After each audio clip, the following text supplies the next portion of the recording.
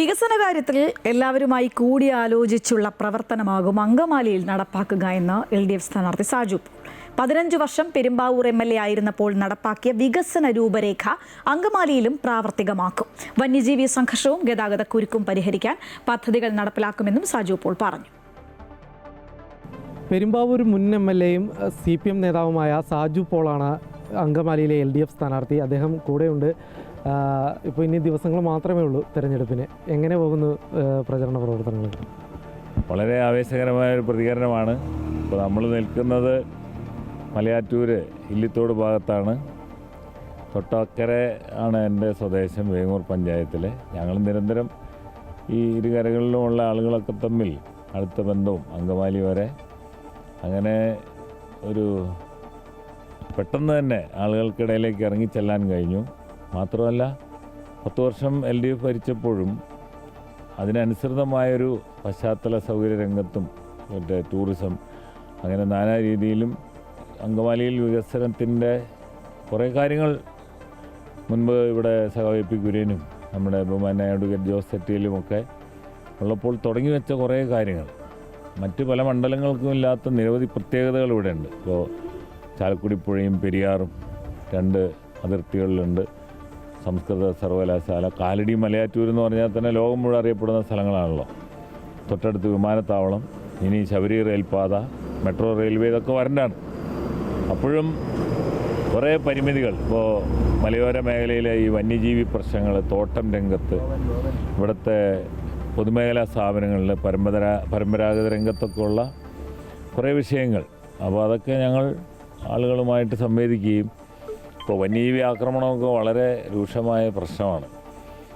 അപ്പോൾ അതിനെല്ലാം ഒരു പ്രതിവിധി കണ്ടെത്താൻ വേണ്ട ആത്മാർത്ഥമായ പരിശ്രമം ഞങ്ങളെല്ലാവരും കൂട്ടിയോജിപ്പിച്ച് ഈ അതിർത്തി തർക്കം അതിർത്തിയിൽ നിർത്തുക എന്ന് പറയുമല്ലോ, അങ്ങനെയുള്ളൊരു വികസന സംസ്കാരം ഉണ്ടാക്കിയെടുക്കുക. അപ്പോൾ റവന്യൂ സംവിധാനം ഫോർട്ട് കൊച്ചി ഡിവിഷനിലാണ്. പിന്നെ ആലുവ താലൂക്കാണ്.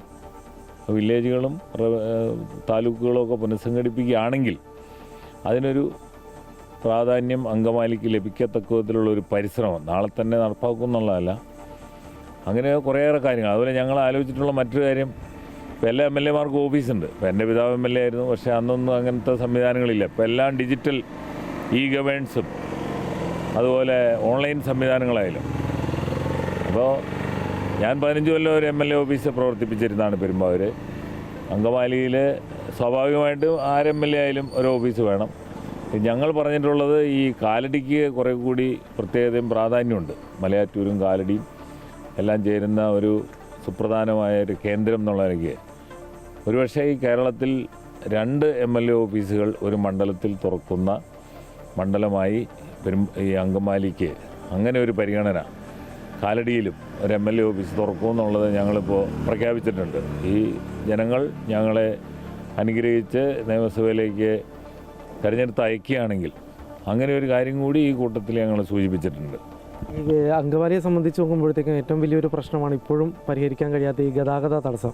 എങ്ങനെയാണ് ആ ഒരു കാര്യങ്ങൾ പരിഹരിക്കുന്നതിന് വേണ്ടി LDFൻ്റെ ഭാഗം കൂടിയാണല്ലോ അങ്ങ്, സർക്കാരിൻ്റെ കൂടി ഭാഗമായിരുന്നു. ഇപ്പോൾ ജോസേട്ടനൊക്കെ മുൻകൈ എടുത്ത് ബൈപ്പാസ്, കാലടി സമാന്തര പാലം, അതിൽ നിന്നൊരു റോഡ് നമ്മുടെ എയർപോർട്ട് റോഡിലേക്ക് വരത്തക്ക വിധത്തിൽ മറ്റൊരു അപ്രോച്ച് റോഡ്, ഇതൊന്നും ഇവിടെ യാഥാർത്ഥ്യമാക്കാൻ പല താല്പര്യങ്ങൾ വെച്ചുകൊണ്ട് ചില പ്രത്യേക സാഹചര്യങ്ങളിൽ സാധ്യമായില്ല. അപ്പോൾ അതൊക്കെ ശാസ്ത്രീയമായൊരു പഠനം നടത്തിക്കൊണ്ട് ഇപ്പോൾ സീപോർട്ട് എയർപോർട്ട് റോഡ് വന്നാൽ തന്നെ കണ്ടെയ്നറുകളെല്ലാം അതുവഴി പോകുന്ന ഒരു സാഹചര്യം ഉണ്ടാവും. അത് അങ്കമാലിക്കും ആലുവയ്ക്കും പെരുമ്പാവൂരിനും ഒരാശ്വാസമായിരിക്കും. അപ്പോൾ അങ്ങനെ ഹ്രസ്വകാല ദീർഘകാല പദ്ധതികൾ ഇതൊന്നും ഒരു ഒറ്റമൂലിയില്ലല്ലോ. പിന്നെ ഇതിനെക്കുറിച്ച് ആധികാരികമായി പറയാൻ പറ്റുന്ന വിദഗ്ധന്മാരെയെല്ലാം ഉൾപ്പെടുത്തി ഇതെങ്ങനെ നല്ല ഒരു ഗതാഗത സംവിധാനം അങ്കമാലിയിൽ ഉണ്ടാക്കാൻ വേണ്ടിയുള്ള ഒരു മാസ്റ്റർ പ്ലാൻ നമ്മൾ ആവിഷ്കരിക്കും. ഈ ജോസ് തെറ്റേൻ്റെ കാലഘട്ടം കഴിഞ്ഞു, അതിനുശേഷം റോജി ജോൺ വരുന്നു. ഈ ഒരു സമയത്ത് അങ്കമാലിയിൽ വികസനം ഒരിടിപ്പുണ്ടായിരുന്നു എന്നാണോ തോന്നുന്നത്? അതായത് വികസന കാര്യങ്ങൾ കുറേയേറെ നടന്നിട്ടുണ്ട്.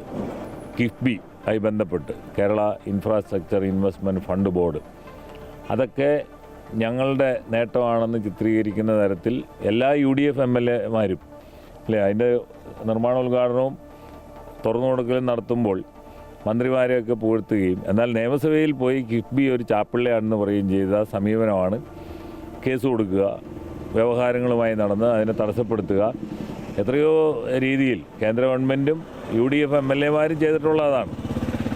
അപ്പോൾ എന്നിട്ട് പിന്നെ ഈ വികസന പ്രവർത്തനങ്ങളൊക്കെ ഞങ്ങളുടെ നേട്ടമാണെന്നുള്ള നിലയ്ക്ക് അവതരിപ്പിക്കുക. സ്കൂൾ മന്ദിരങ്ങൾ, ആശുപത്രി കെട്ടിടങ്ങൾ, അങ്ങനെ എന്ത് സാധ്യമായാലും.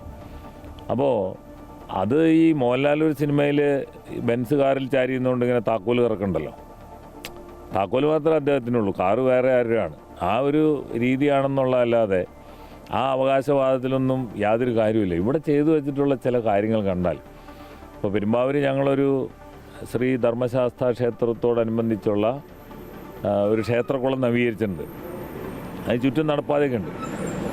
പക്ഷേ ഇവരെന്നെ വെളുപ്പിന് 5 മണിക്ക് നമുക്ക് ഒരു ആരോഗ്യപാത കാണാമെന്ന് പറഞ്ഞ് കൊണ്ടുപോയി. എത്ര മനോഹരമായൊരു സംവിധാനമാണ്. LF ആശുപത്രിയിലെ ഡോക്ടർമാരൊക്കെയാണ് ഇവിടെ ജോസേട്ടൻ MLA ആയിരിക്കുമ്പോൾ ചെയ്തൊരു കാര്യമാണ്.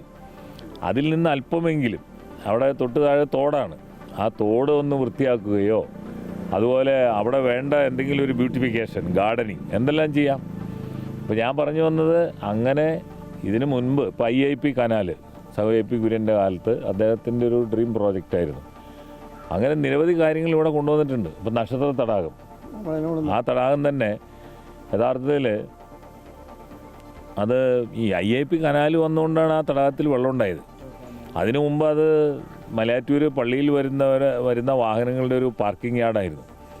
അപ്പോൾ അങ്ങനെയുള്ള പലതും ഇപ്പോൾ അവിടെ തന്നെ KTDCയുടെ ഒരു കെട്ടിടം അല്ലേ, ഇങ്ങനെ ഇപ്പോൾ നമ്മൾ ഇവിടുത്തെ പൊതുമേഖലാ സ്ഥാപനങ്ങൾ നോക്കുക, അതിലൊക്കെ MLA-യുടെ ഒരു ഇനീഷ്യേറ്റീവ് വേണമല്ലോ.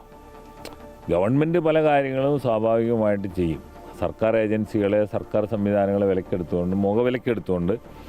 അതിൽ ഞാൻ കണ്ടിട്ടുള്ളത് ഇവിടുത്തെ മുതിർന്ന നേതാക്കന്മാരെ, മുൻ ജനപ്രതിനിധികളെ, അല്ലെങ്കിൽ വിവിധ സംഘടനാ സാരഥികളെ ഒന്നും സഹകരിപ്പിച്ചും യോജിപ്പിച്ചും ഇതിനുള്ള, ഇപ്പോൾ ഞങ്ങൾ പെരുമ്പാവൂർ റയോൺസിൻ്റെ കാര്യത്തിൽ ഞങ്ങളെല്ലാവരും യോജിച്ചാണ് അതിൻ്റെ കാര്യങ്ങൾ ചെയ്തത്. ഈ കഴിഞ്ഞ 10 വർഷത്തെ കാര്യമല്ല പറയണത്, അതിനു മുമ്പ്. അപ്പോൾ ഈ ഇവിടെയും പെരുമ്പാവൂരുമൊക്കെ അത്തരത്തിൽ വികസന കാര്യങ്ങളിൽ എല്ലാവരെയും സഹകരിപ്പിച്ചും യോജിച്ചും പോകുന്ന, ഈ അതിർത്തി തർക്കം അതിർത്തിയിൽ നിർത്തിക്കൊണ്ടുള്ള ഒരു സമീപനം സ്വീകരിച്ചിട്ടില്ല. തെരഞ്ഞെടുപ്പ് കഴിഞ്ഞാൽ തീർന്നില്ലേ. അല്ലെങ്കിൽ ഇപ്പോൾ ഇവിടെ ബഹുമാന്യ MP ഉണ്ട്, അദ്ദേഹത്തിന് ഈ കാര്യങ്ങളിൽ മുൻകൈ എടുക്കാം. വളരെ മുതിർന്ന ഒരു നേതാവാണ് അദ്ദേഹം.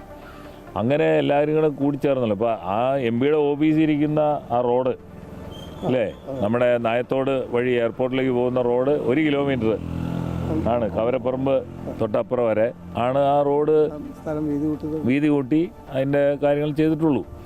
അതിൻ്റെ ബാക്കി ഇങ്ങനെ ഓരോന്നെടുത്താൽ സഹ AP കുര്യൻ്റെ, അഡ്വക്കേറ്റ് ജോസ് ചെട്ടിയലിൻ്റെയും കാലത്ത് ഇപ്പോൾ മിനി സിവിൽ സ്റ്റേഷൻ വന്നു, അതിൻ്റെ 2ാം ഘട്ടം വന്നല്ലോ. ഇങ്ങനെയുള്ള പല പല കാര്യങ്ങളും നമുക്ക് ആലോചിച്ച് നോക്കിയാൽ അതിൽ നിന്ന് ഒരടി മുന്നോട്ട് പോയതായിട്ട് നമുക്ക് പറയാൻ കഴിയില്ല. അതാണ് നമ്മൾ പറയുന്ന കാര്യം. ഇപ്പോൾ കാലടിയിലായാലും അങ്കമാലിയിലായാലും ഉള്ള കാര്യങ്ങൾ അല്ലേ, അതിൻ്റെ മീഡിയനും സാധനങ്ങളും ഒക്കെ ഇങ്ങനെ ഇരിപ്പുണ്ടെന്നുള്ളതല്ലാതെ അതിൽ നിന്ന് വ്യത്യസ്തമായി ഇപ്പോൾ ഈ റോഡുകളൊക്കെ നന്നായത് കിഫ്ബിയുടെ ഫണ്ട് ഉപയോഗിച്ചും PWDയും അതുപോലെ NHൻ്റെ ഒക്കെ ഇടപെടലാണ്. പക്ഷേ ആ സംവിധാനങ്ങളൊക്കെ ഇത്രയേറെ വികൃതമായി ചിത്രീകരിച്ച ആളുകൾ വേറെ ഉണ്ടോ? എന്നിട്ടും അത് ഞങ്ങളുടെ നേട്ടമാണെന്ന് പറയുക, നടക്കാത്തത് മുഴുവൻ സർക്കാരിൻ്റെ കുഴപ്പമാണെന്ന് പറയുക. അതൊരു ഇരട്ടത്താപ്പല്ലേ. എല്ലാവരും ചേർത്തുകൊണ്ടുള്ളൊരു വികസനമാണ് LDF മുന്നോട്ട്. ആ കാര്യം ആർക്കെങ്കിലും സംശയമുണ്ടെങ്കിൽ അങ്കമാലിക്കാർക്ക് നല്ലപോലെ അറിയാം. പെരുമ്പാവൂരിലുള്ള ഏതൊരു, ഇപ്പോൾ ഞങ്ങളുടെ റയോൺസ് ആയാലും ബൈപ്പാസിൻ്റെ വിഷയമാണെങ്കിലും അവിടുത്തെ വ്യവസായം, പ്രത്യേകിച്ച് മര വ്യവസായ രംഗവുമൊക്കെയായി ബന്ധപ്പെട്ടാണെങ്കിലും നമ്മൾ ആരെയും മാറ്റി നിർത്താതെ അവിടുത്തെ മുതിർന്ന നേതാക്കൾ ആയിട്ടുള്ള എല്ലാവരെയും യോജിപ്പിച്ചും സഹകരിപ്പിച്ചും, ബഹുമാനായ PP തങ്കച്ചൻ, AGTH മുസ്തഫ, അങ്ങനെ എത്രയോ മുതിർന്ന നേതാക്കൾ അവിടെ ഉണ്ടായിരുന്നു. ഒരു പെരുമ്പാവൂർ മോഡൽ അതാണ്. അതെ അതെ, ഉറപ്പായിട്ടും. ഈ മനസ്സും പാരച്ചൂട്ടും ഒരുപോലെയാണെന്ന് ഡോക്ടർ നമ്മുടെ ശശി തരൂർ പറഞ്ഞിട്ടുണ്ട്. തുറക്കാതെ ഇതിനുകൊണ്ട് രണ്ടുകൊണ്ടും പ്രയോജനമില്ലല്ലോ. അപ്പോൾ നമ്മൾ ആ രീതിയിൽ ഒരു തുറന്ന സമീപനവും തുറന്ന ഒരു വികസന നയവും സംസ്കാരവുമായിരിക്കും ഇവിടെ ആലോചിക്കുക. ഏതായാലും 15 വർഷം അദ്ദേഹം പെരുമ്പാവൂരിൻ്റെ MLA ആയിരുന്നു. ആ കാലഘട്ടത്തിൽ സ്വീകരിച്ചിരുന്ന ആ ഒരു വികസന രൂപരേഖ തന്നെയായിരിക്കും ഏതായാലും അങ്കമാലിയിൽ ജയിച്ചു കഴിഞ്ഞാൽ അദ്ദേഹം മുന്നോട്ട് വെക്കുക എന്നുള്ളൊരു കാര്യമാണ് അറിയിച്ചിരിക്കുന്നത്. ക്യാമറമാൻ ബിനു ഈശ്വരമംഗലത്തിനൊപ്പം കിരൺകുമാർ, അമൃത ന്യൂസ്, കൊച്ചി.